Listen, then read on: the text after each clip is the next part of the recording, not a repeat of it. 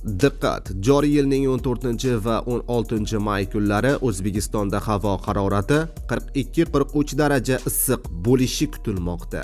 Tezda videoni ko'rib xabardor bo'ling. Assalomu alaykum hurmatli tomoshabinlar, tezkor yangiliklardan, birinchilardan bo'lib xabardor bo'lishni istasangiz, videorolik ostiga like tugmachasini bosib kanalimizga obuna bo'lishni unutmang. Like bosgan insonni Xudoyim doim qo'llasin.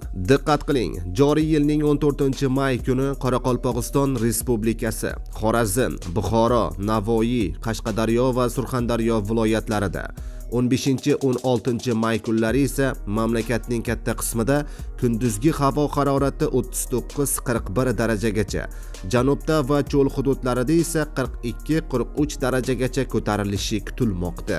Shuningdek, 14 va 15 may kunlari shimoliy va cho'l zonalarda, 16-17 may kunlari esa respublikaning boshqa ayrim hududlarida shamolning tezligi 15-18 metr sekundgacha kuchayishi, chang to'zonlar kuzatilishi mumkin.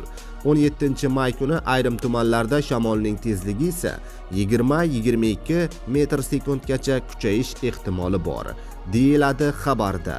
Aziz do'stlar, videorolik barcha yaqinlaringizga yetib borishligi uchun like tugmachasini bosib qo'yishni unutmang.